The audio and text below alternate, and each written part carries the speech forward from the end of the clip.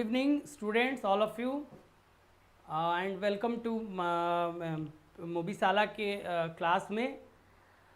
सबसे पहले मैं अपने बारे में आपको बताता हूँ। मेरा नाम संजीव कुमार सिन्हा है और मैं 6 JPSC क्वालिफाइड हूँ और अभी मैं फिनांस सर्विस में जमशेदपुर में पोस्टेड हूँ। चूँकि मैंने पिछले 8 से 10 साल से मेरा पढ़ाने का एक्सपीरियंस रहा है और मैं सिविल सर्विसेज की तैयारी भी कराता रहा हूँ और बहुत सारे स्टूडेंट्स मेरे सेलेक्ट हुए हैं 6 JPSC में, 7 JPSC में। तो उसके बाद चूँकि मेरी पोस्टिंग जमशेदपुर में हो गई तो थोड़ा पढ़ाने वाला लिंक टूट गया।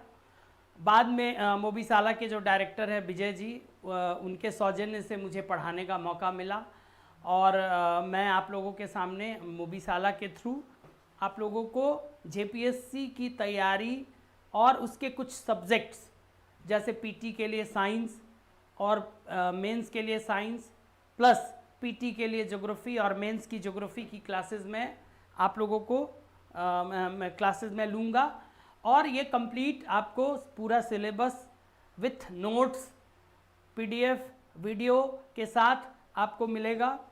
उसके अलावा आपको कैसे राइटिंग स्किल अपना बढ़ाना है, कैसे आपको लिख के मैक्सिमम से मैक्सिमम मार्क्स आपको लाने हैं। चूँकि आप जनरलाइज आंसर लिखेंगे तो मार्क्स नहीं आएंगे। आपको मैं इन सभी के तौर तरीके और कैसे लिखना है, क्या करना है, कैसे पढ़ना है, इन सभी के लिए मैं गाइड करता रहूँगा। तो चलिए हम लोग आज सबसे पहले मैं आपको, सब लोग सिलेबस से तो वाकिफ़ होंगे, साइंस एंड ज्योग्राफी, ये दो चीज़ मैं पढ़ाऊँगा PT प्लस मेंस के लिए। ये दोनों आपके कवर होंगे। अब यहाँ पर सवाल उठता है कि मैंने पिछले अपने वेबिनार में भी मैंने आपको बताया था कि बहुत स्टूडेंट्स ये गलती करते हैं कि वो PT अलग तैयार करते हैं, मेंस अलग तैयार करते हैं। सोचते हैं कि पहले PT पढ़ा जाए फिर मेंस पढ़ा जाए। ये स्ट्रैटेजी आपको नहीं फॉलो करना है। मेरा स्ट्रैटेजी जो है और मैंने जिस स्ट्रैटेजी से पढ़ाई करी है और मैंने बाकी स्टूडेंट्स को भी जिस स्ट्रैटेजी के बारे में मैंने डिस्कस किया है, वो स्ट्रैटेजी ये होना चाहिए कि आपका पहले मेंस की पढ़ाई करें। बहुत सारे लोग आप देखेंगे PT पास कर जाते हैं, मेंस में 2 बार 3 बार 4 बार वो मेंस नहीं क्वालिफाई कर पाते हैं। तो due to lack of proper strategy, उनका एक प्रॉपर स्ट्रैटेजी नहीं होता है। और ये स्ट्रैटेजी यही होना चाहिए कि आप मेंस की पहले पढ़ाई करिए। जब तक PT का फॉर्म नहीं आ रहा है, जब तक वैकेंसी नहीं आ रही है, तब तक आप मेंस पे ज़्यादा फोकस कीजिए और PT भी पढ़िए, ताकि आपका 40 to 50% मेंस कंप्लीट हो जाए। क्योंकि PT पास करने के बाद मेंस को 4 से 5 या 6 महीने में नहीं कंप्लीट किया जा सकता है। उसके लिए कंटिन्यूअस प्रैक्टिस चाहिए। Practice, more and more writing skill आपको डेवलप करना है। तो ये सब चीज़ के लिए पहले आप मेंस पढ़िए। तो हम लोग स्टार्ट करते हैं मेंस की क्लास। ये PT और मेंस भी मेरा दोनों साथ साथ चलेगा। हम लोग अभी मेंस की क्लास स्टार्ट करते हैं। साइंस की क्लास फॉर मेंस। अब देखिए, साइंस जो है ये आपका मेंस का 6 पेपर है, पेपर 6, और हर पेपर 200 मार्क्स का है। मतलब आपके सिलेक्शन में ये 200 मार्क्स जो है बहुत मायने रखता है, बहुत ही इंपॉर्टेंट है ये 200 मार्क्स। और दूसरी बात ये भी है कि ये पेपर में मैक्सिमम से मैक्सिमम मार्क्स उठाया जा सकता है, क्योंकि ये टेक्निकल है और टेक्निकल सब्जेक्ट्स में आपके बहुत मार्क्स आने के चांसेस बनते हैं। उसका कारण ये है कि इसमें आप, मतलब क्या है कि आप कुछ भी सोच रहे हैं कि कुछ भी लिख दें, वो कुछ भी नहीं लिख सकते। To the point, with fact, with authentic data आपका आंसर होगा, और जब ये होगा तो इसमें मैक्सिमम से मैक्सिमम मार्क्स मिलेंगे। अब देखिए, थोड़ा सा आप आर्ट्स और साइंस में डिफरेंस समझिए। मान लीजिए आप पॉलिटी या हिस्ट्री लिख रहे हैं, तो उसमें आप यदि मान लीजिए आपका 40 मार्क्स के क्वेश्चन, 40 मार्क्स का क्वेश्चन है, तो एक एवरेज मार्किंग होगा। बट इसमें पेपर 6 में आपका एवरेज मार्किंग नहीं होगा, मैक्सिमम से मैक्सिमम मार्किंग होता है।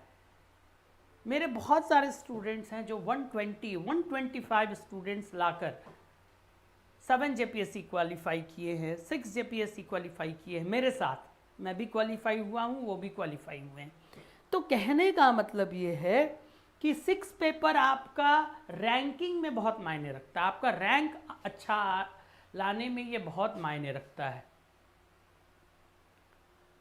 तो ये एक पॉइंट याद रखिएगा। दूसरी बात, ये पेपर और पेपर से इसलिए डिफरेंट है क्योंकि इसमें जो है पेपर 6 मतलब साइंस एंड टेक्नोलॉजी में आपका वर्ड लिमिट है, 500 वर्ड्स में ही आंसर देना है। ये क्वेश्चन पेपर में मेंशन्ड होता है कि आपको आंसर 500 वर्ड्स में ही लिखना है। पहले डिफरेंस समझिए अदर पेपर और इस पेपर में। बाकी पेपर में ये मेंशन नहीं होता है कि आपको कितने वर्ड्स में लिखने हैं। जब वर्ड लिमिट है, इसका मतलब यही हुआ कि आपको टू द पॉइंट लिखने के लिए ही बोला जा रहा है। बाकी पेपर्स में आप लिखने के लिए फ्री हैं, बट इसमें आप फ्री नहीं हैं।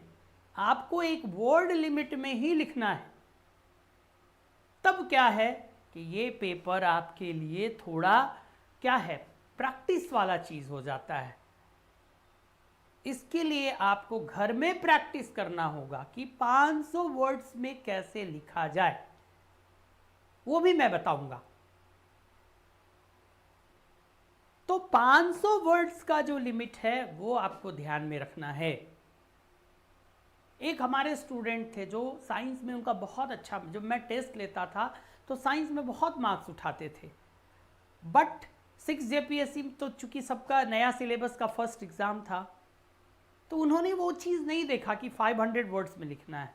लिख कर तो खूब आए, बहुत अच्छा लिखे, बट वो वर्ड लिमिट से एक्सीड, मतलब उतना ज़्यादा हो गया, वो वर्ड लिमिट को पार कर गए, जिसके वजह से उनका एग्ज़ाम में मार्क्स कम आया।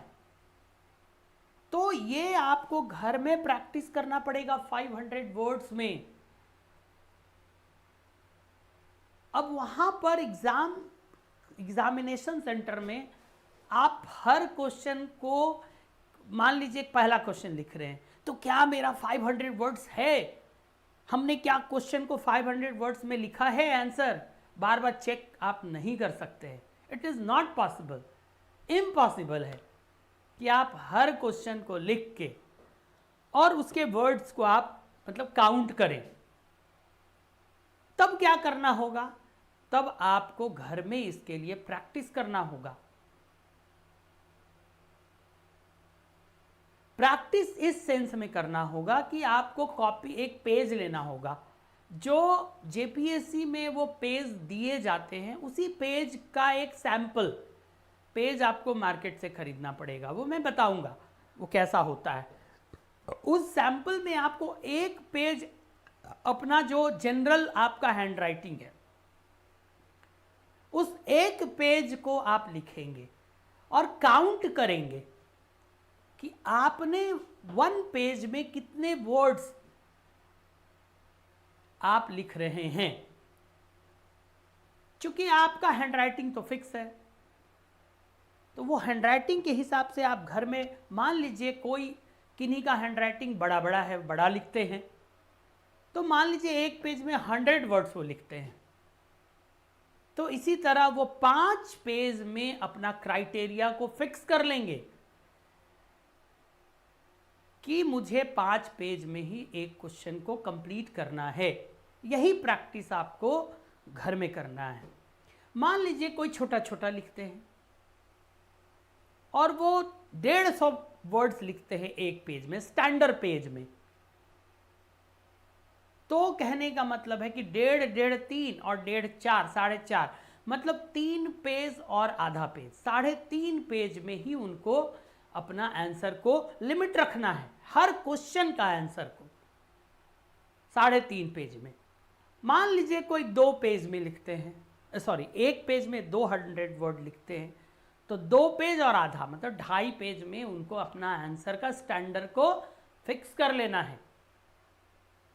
तो साइंस का मेंस का जब आप तैयारी कर रहे हैं तो सबसे पहले ये चीज आप ध्यान में रखेंगे, इसी से स्टार्ट करेंगे आप। ये नहीं कि अरे चलो ना बाद में करेंगे ना, नहीं, हम जो पढ़ाएंगे पढ़ाने के दौरान ही आपको ये प्रैक्टिस कर लेना है घर में। स्टार्ट पहला लेसन जो है साइंस का यही है कि आपको अपना वर्ड लिमिट काउंट करना है 1 पेज में लिख के, ठीक है, और उसी को फॉलो करते हुए अपना आंसर बनाना है और लिखने का भी प्रैक्टिस करना है। तो चलिए हम लोग थोड़ा सिलेबस, ये तो हो गया वर्ड लिमिट की बात, आप समझ गए। पॉइंट ये है कि बाकी पेपर में वर्ड लिमिट नहीं है, साइंस में 500 वर्ड्स लिमिट है। दूसरा ये चीज़ आपको, दूसरा चीज़ है आप जब स्टार्ट कर रहे हैं लेसन को, तो दूसरा ये है कि आपको वर्ड लिमिट का घर से ही प्रैक्टिस करना होगा, क्योंकि एग्जाम के पहले आपको प्रैक्टिस ये घर में करना होगा। बाकी पेपर में इस तरह का प्रैक्टिस नहीं है, वो तो एज अ आप जितना आंसर, ऐसा भी नहीं है, उसमें भी बाकी पेपर में भी बैलेंस रखना है आंसर को, बट इसमें आपको प्रैक्टिस करना है। चलिए अब हम लोग सिलेबस की बात करते हैं। तो जो नए स्टूडेंट है, साइंस पेपर 6 में हम लोग को साइंस एंड टेक्नोलॉजी में 5 सेक्शंस पढ़ने हैं, 5 सेक्शन। सबसे पहला तो फिजिकल साइंस, दूसरा है आपका इन्वायरमेंटल साइंस, तीसरा है आपका साइंस एंड टेक्नोलॉजी, चौथा है आपका लाइफ साइंस,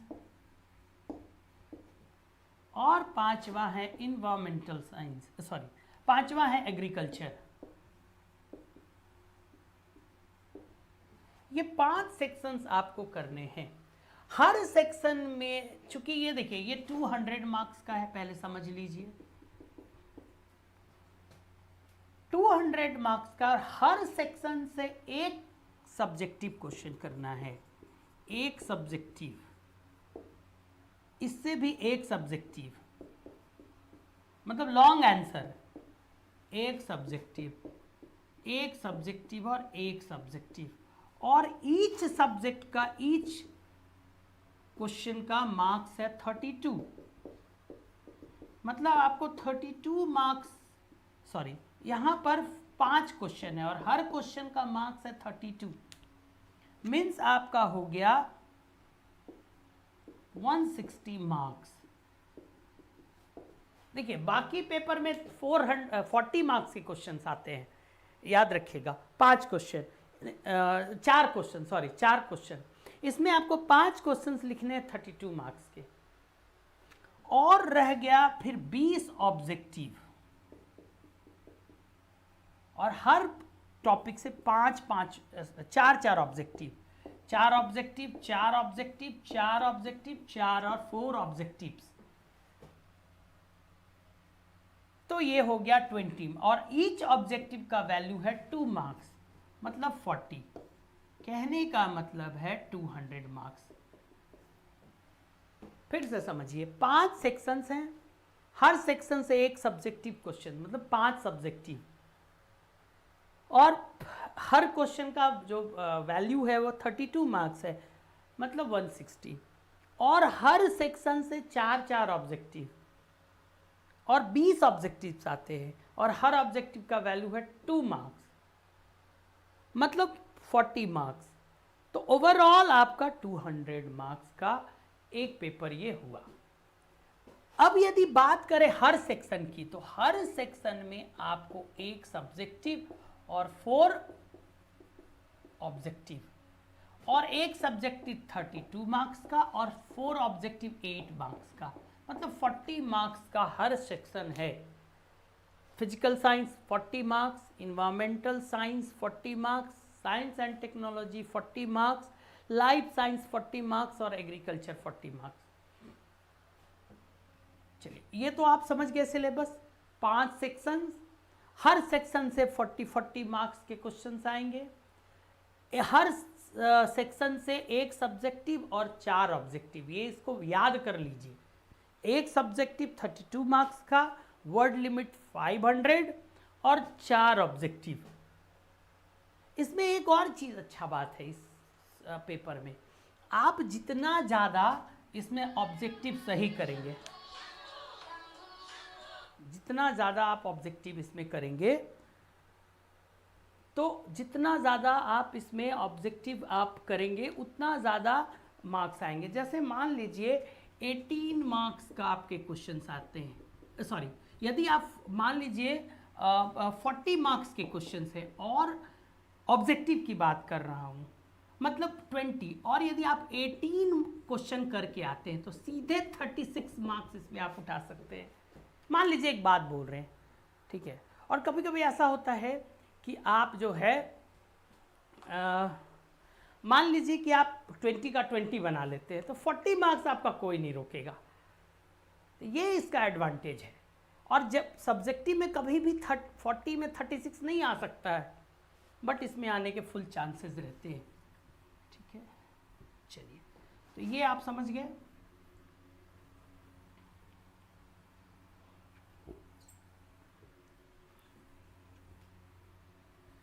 अब मैं कौन सा सेक्शन स्टार्ट करूं, ये इस पे हम लोग थोड़ा बात कर लेते हैं। क्योंकि इसमें बहुत सारे ऐसे हैं स्टूडेंट्स जो मेरा पहले से क्लास किए हुए हैं, कुछ मैं पहले मतलब पर्सनली पढ़ा रहा था, तो मैं लाइफ साइंस पढ़ा रहा था।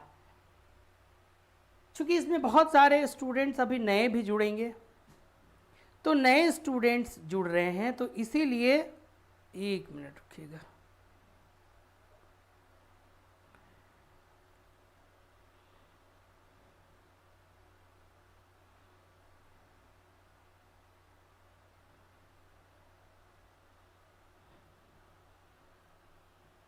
नए स्टूडेंट्स भी जुड़ रहे हैं, तो मैं एक नया सेक्शन स्टार्ट करता हूँ, ज़्यादा अच्छा रहेगा। क्योंकि अब ये क्लासेस कंटिन्यू रहेगी। पहले मैं बीच बीच में पढ़ा कर छोड़ दे रहा था, कुछ कारणों से अच्छा प्लेटफॉर्म नहीं मिल रहा था, प्लस मेरे को टाइम भी नहीं था कि मैं एक सिस्टम अरेंज करूं। तो अब सब कुछ मोबीशाला के थ्रू मुझे मिल रहा है, तो ये कंटिन्यू क्लासेस रहेंगी।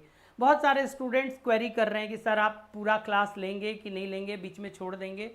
तो मैं आज आपको एक प्रॉमिस करता हूं कि एक अच्छा प्लेटफॉर्म, एक अच्छा सिस्टम मिलने के बाद ये क्लासेस रेगुलर रहेंगी, ये क्लासेस हम बंद नहीं करेंगे। तो चलिए हम लोग स्टार्ट करते हैं एक नया सेक्शन, इन्वायरमेंटल साइंस, 40 मार्क्स के लिए।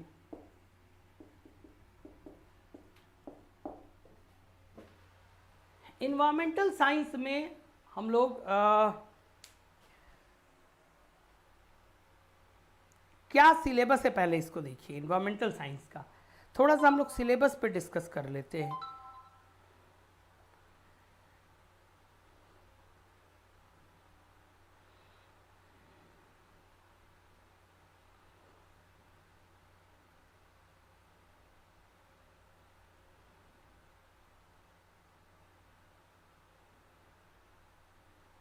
एक मिनट,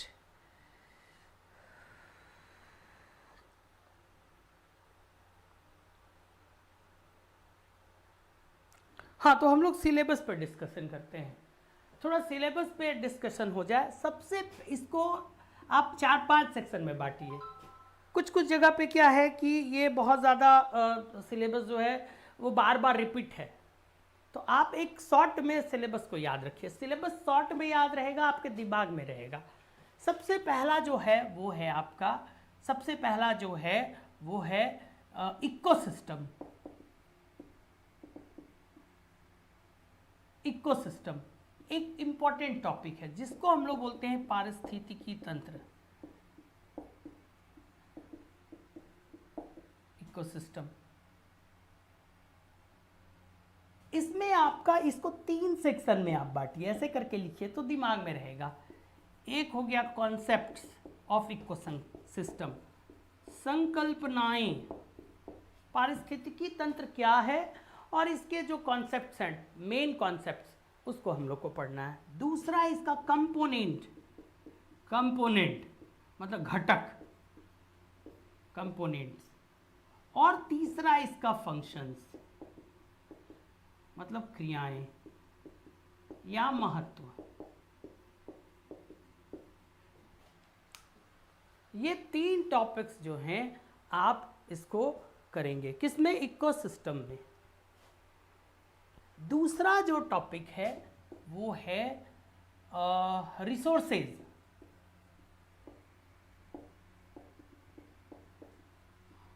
नेचुरल रिसोर्सेज। इसमें आपको सारे रिसोर्स, इसमें बहुत लोग सोचते हैं एनर्जी, ऊर्जा, नहीं, ये सारे रिसोर्स आपको पढ़ने हैं।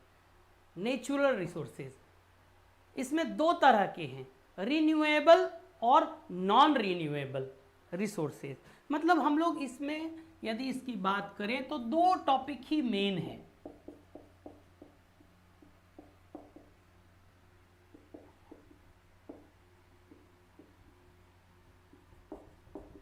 मतलब नवीकरणीय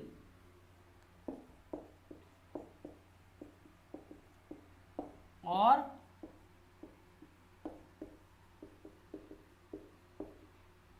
अनवीकरणीय, ये 2 टॉपिक आपको पढ़ने हैं। इसमें बहुत सारे क्वेश्चंस हम लोग बनाएंगे, क्या है इसका, क्या इंपॉर्टेंस है इसका, क्या इनके बीच क्या डिफरेंसेस है।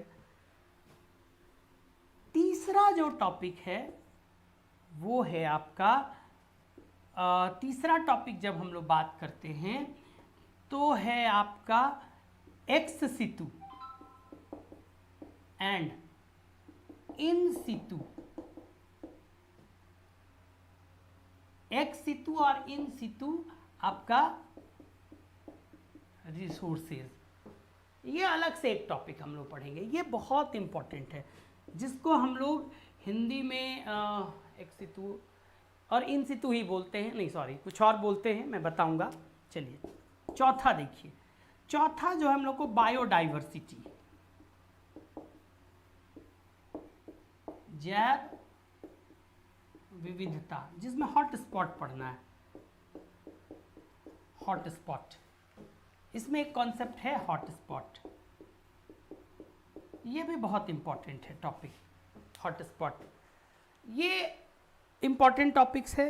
चौथा है इन्वायरमेंट, चौथा जो टॉपिक है वो है आपका, सॉरी पांचवा जो टॉपिक है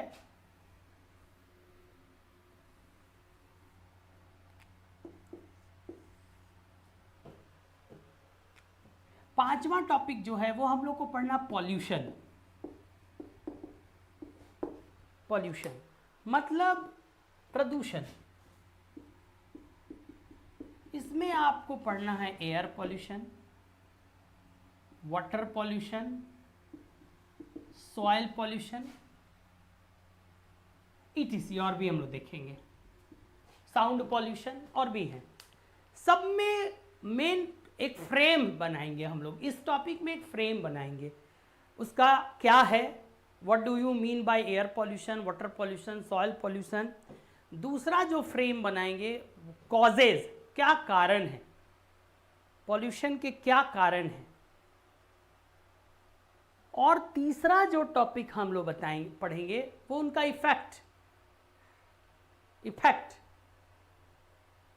और इसका भारत पर प्रभाव। थोड़ा इसमें आपको थोड़ा सा करंट, इसमें आप करंट रहने की जरूरत है, क्योंकि आपको डेटा जो है डालना पड़ेगा, करंट डेटा, ऐसे नहीं।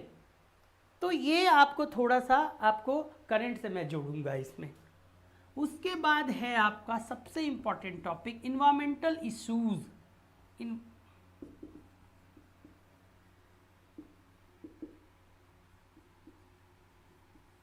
पर्यावरणीय समस्याएं। Environmental issues. अब ये इन्वायरमेंटल इशूज़ में भी आपको बहुत सारे इशूज़ पढ़ने हैं।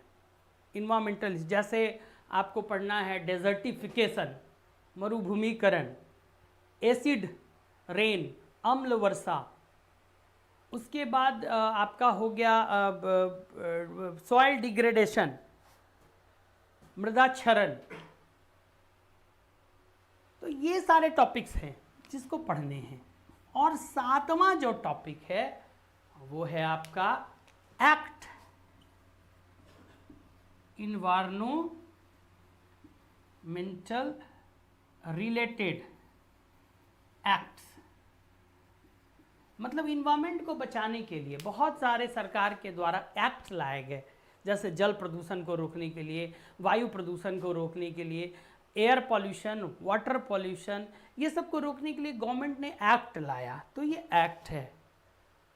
तो ले दे के ये 7 टॉपिक्स के अंदर आप जब पढ़ लेंगे तो आप आराम से इसका एक फुल लेंथ क्वेश्चन और ऑब्जेक्टिव आप कर लेंगे। और 1-2 टॉपिक बीच में छोटे छोटे छूटे हुए हैं जो मैं जब पढ़ाऊंगा तो कंटिन्यू उसको पढ़ाता रहूँगा।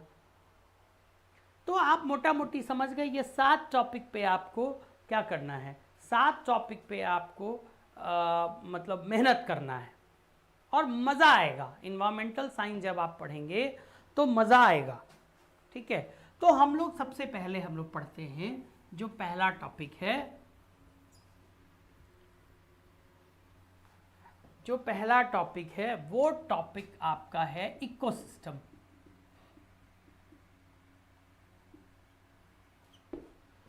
पढ़ाई को एकदम इंटरेस्टेड बनाना है। मैं आपको बेसिक से पढ़ाऊंगा, बेस जो आपको समझ में नहीं आएगा वो मैं खुद से आपको बताऊंगा। आपके मन में जो क्वेरीज होंगे वो खुद से मैं सॉल्व करूंगा। इकोसिस्टम जिसको हम लोग बोलते हैं पारिस्थितिकी तंत्र।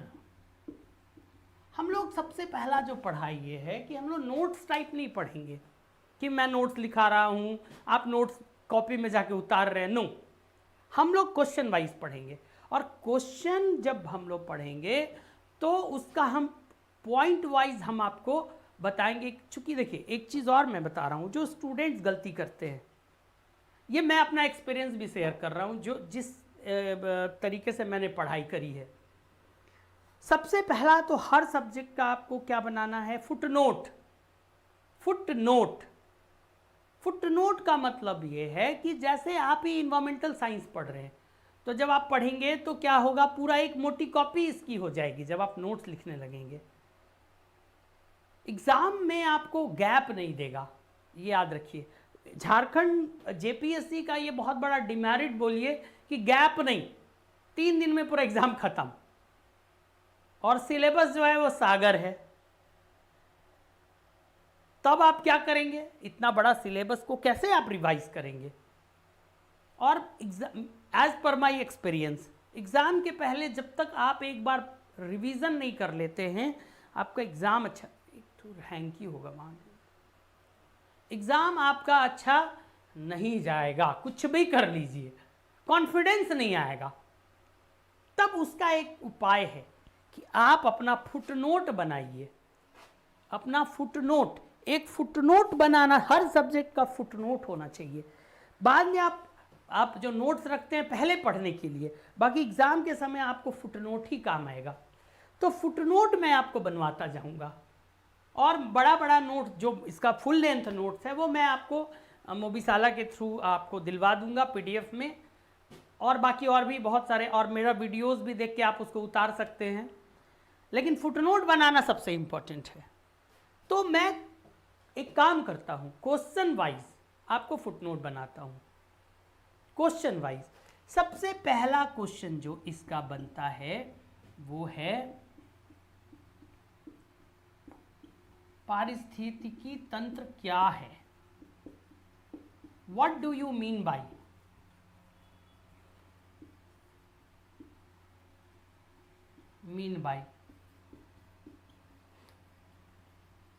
Ecosystem.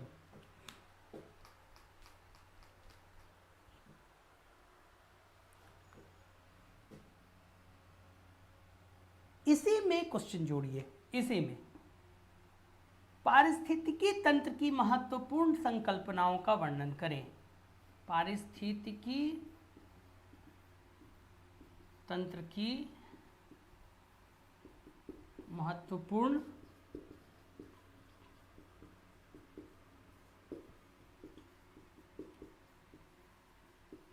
Describe about important concepts of ecosystem, जो सिलेबस का पहला सेक्शन है। Describe about important concepts of ecosystem. बहुत सारे लोग ये समझ ही नहीं पाते हैं कि कॉन्सेप्ट क्या है, और क्या लिखते हैं पता है, पूरा इतिहास लिखने लगते हैं। किसने इस टर्म्स को किसने दिया, टांसले ने दिया, फिर इसके बारे में उसने ऐसा बोला, ऐसा डेफिनेशन दिया। उसी डेफिनेशन को बार बार रिपीट करते हैं और बोलते हैं कि हमने कॉन्सेप्ट लिख लिया, कॉन्सेप्ट। बट ये नहीं है। कॉन्सेप्ट का मतलब है कि इकोसिस्टम का जब इवोल्यूशन हुआ, लोग जाने कि कुछ इकोसिस्टम है, टांसले ने इसका नाम दिया इकोसिस्टम, तो इकोसिस्टम से रिलेटेड कौन कौन से ऐसे कॉन्सेप्ट्स हैं, कौन कौन सी ऐसी संकल्पनाएं निकल के आई जो इकोसिस्टम के मीनिंग को सार्थक बनाता है, इसको वैलिडिटी देता है साइंस में। तो ये कॉन्सेप्ट्स हम आपको बताएंगे। एक फुल लेंथ क्वेश्चन कि what do you mean by ecosystem, describe about its main या describe about important concepts of ecosystem. ये एक फुल लेंथ सब लोग लिख लिए। बी एक क्वेश्चन बनता है, हो सकता है ऐसा क्वेश्चन दे दे, पारिस्थितिकी तंत्र क्या है, what do you mean by ecosystem क्या है, और इसके महत्वपूर्ण घटकों का वर्णन करें। Describe about its main components या describe about main components of ecosystem. तो ये हम लोग दूसरा क्वेश्चन है, क्या है, what do you mean by ecosystem, describe about its main components या describe about main components of ecosystem. हाँ, एक चीज़ और मैं बोलना चाहूँगा, मैं बाइलिंगुअल पढ़ाऊँगा, हिंदी में भी और इंग्लिश में भी। चूँकि मेरे पास एक क्वेरी आया था, वो लखनऊ से एक हैं, उन्होंने बोला कि सर हिंदी इंग्लिश में तो पढ़ाई नहीं होता है और मटेरियल्स भी बहुत कम मिलते हैं।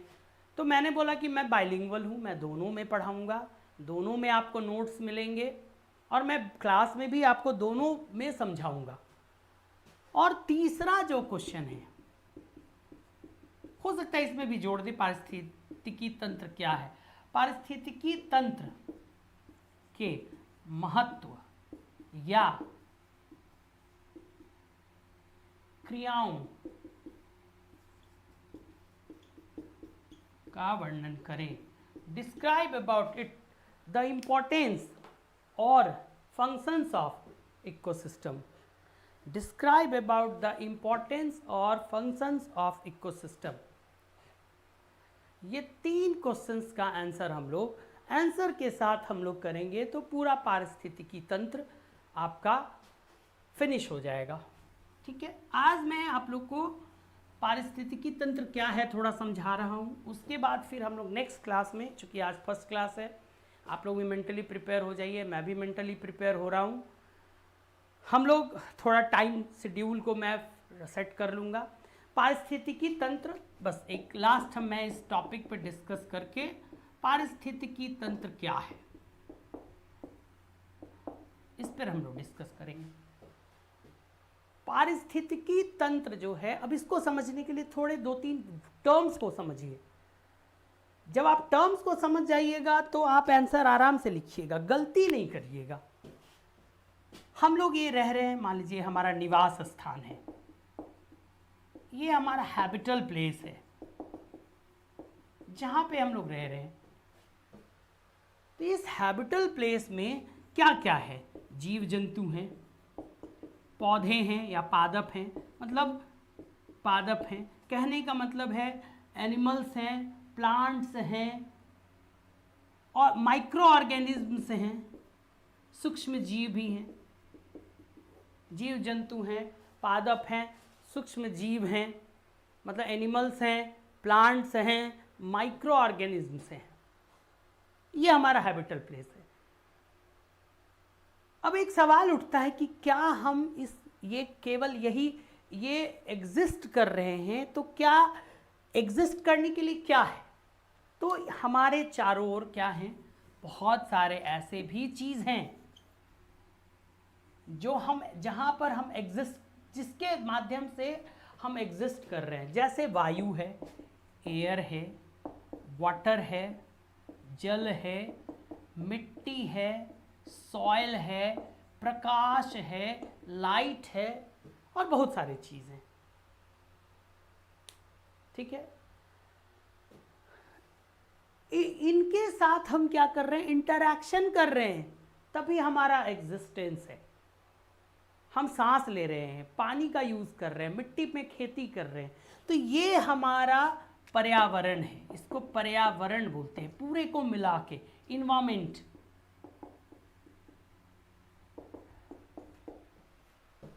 मतलब कि पर्यावरण हमारे लिए बहुत इंपॉर्टेंट है। पर्यावरण का मतलब हो गया कि जिसमें एक निवास स्थान है, जीव जंतु, पादप, सूक्ष्म जीव, माइक्रो ऑर्गेनिज्म, एनिमल्स, प्लांट्स हैं, और चारों ओर नॉन लिविंग और जैविक पदार्थ भी हैं, जैसे वायु, जल, मिट्टी, और ये सब ये हम इंटरैक्ट कर रहे हैं। ये पूरा पर्यावरण है, पर्यावरण है। अब हम लोग पर्यावरण को, अब यहाँ पर देखिए, अब क्या है कि जीव जंतु, पादप और जो सूक्ष्म जीव हैं, हर जगह एक जैसे नहीं है। पूरे पृथ्वी पर हर जैसे एक नहीं है, अलग अलग हैं, अलग अलग हैं। जैसे ध्रुवीय प्रदेश में, पोलर रीजन में, वैसे जीव जंतु हैं जो उस क्लाइमेट में एडजस्ट हो रहे हैं। उष्णकटिबंधीय क्षेत्र में, ट्रॉपिकल रीजन में, वैसे जीव जंतु है जो वहाँ के क्लाइमेट के साथ एडजस्ट है। तो क्या किया गया? पर्यावरण को कई छोटे छोटे क्षेत्र में बांटा गया, A, B, C, D, इस तरह से। इन छोटे छोटे जो क्षेत्र हैं उसी को हम बोलते हैं पारिस्थितिकी। परिस्थितिकी के अनुसार, अपनी परिस्थिति के अनुसार निवास करते हैं।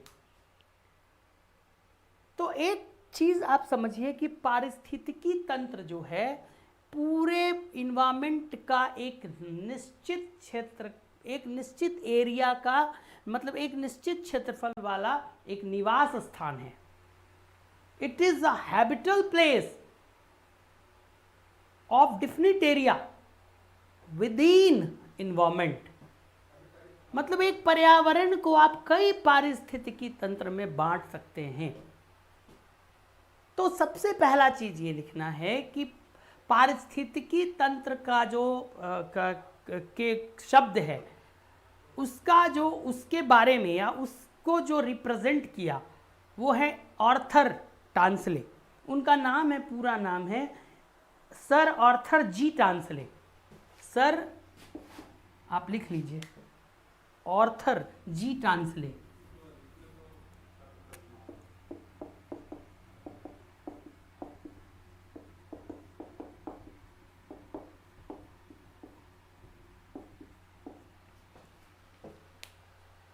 इन्होंने ही पारिस्थितिकी तंत्र की संकल्पना का प्रतिपादन किया।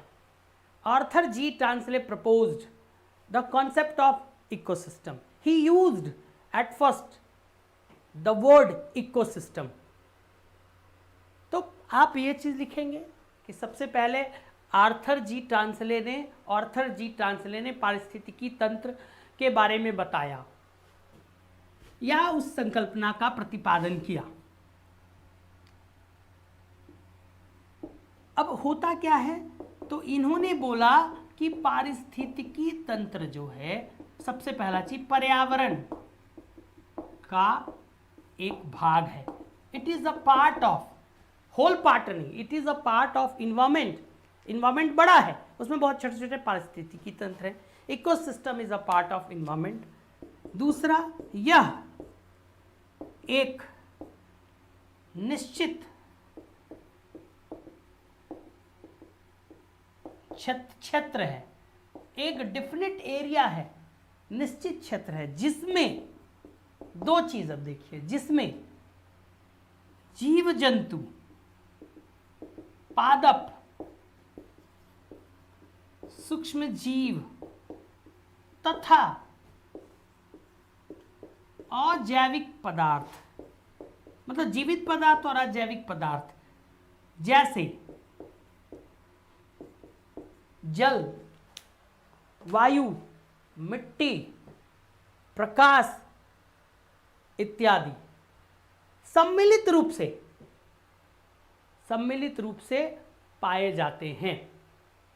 क्योंकि इसके बिना ये नहीं और इसके बिना ये नहीं, मतलब दो घटक हैं।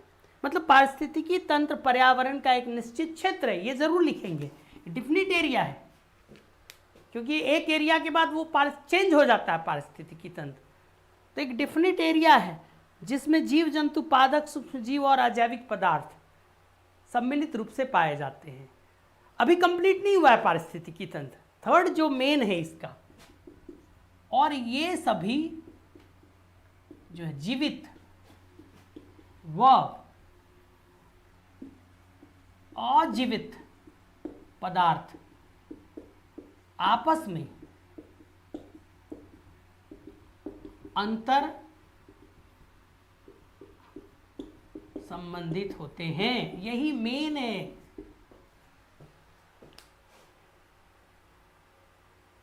जैसे एग्जाम्पल मैं बता रहा हूं, मान लीजिए मछली है और मिट्टी है,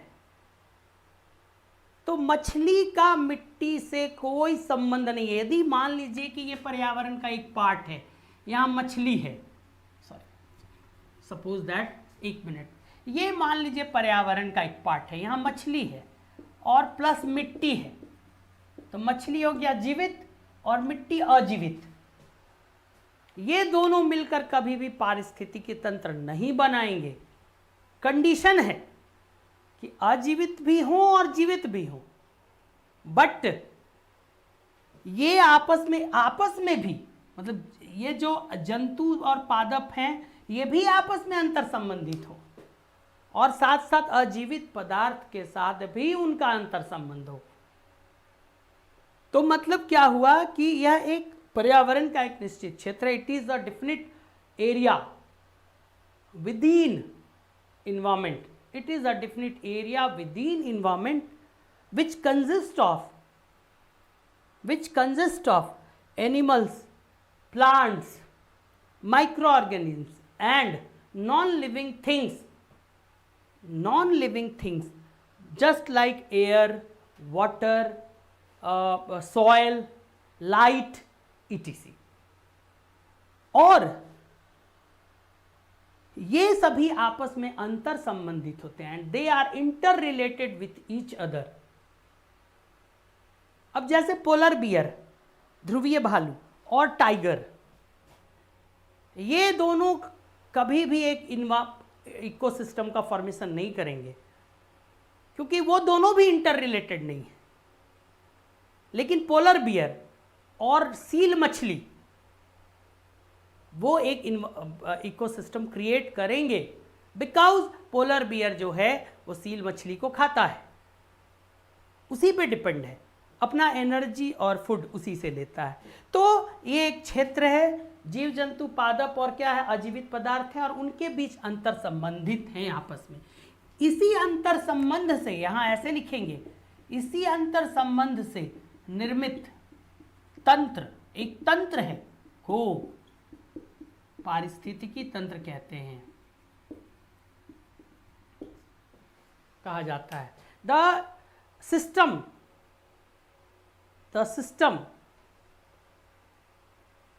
formed by this interrelation between living and non-living things known as ecosystem। तो तीन बातें आप याद रखेंगे। पर्यावरण का एक भाग है, इसका एक निश्चित क्षेत्र है, और तीसरा, इसमें जीवित और अजीवित दोनों पदार्थ हैं, लेकिन इनके बीच क्या होना चाहिए, एक इंटर रिलेशन। इसी इंटर रिलेशन से बना एक सिस्टम को हम लोग क्या कहते हैं, पारिस्थितिकी तंत्र कहा जाता है। तो हम लोग अब इतना करने के बाद हम लोग नेक्स्ट कल से हम लोग फिर से एक कंटिन्यू क्लासेस होगा लंबा।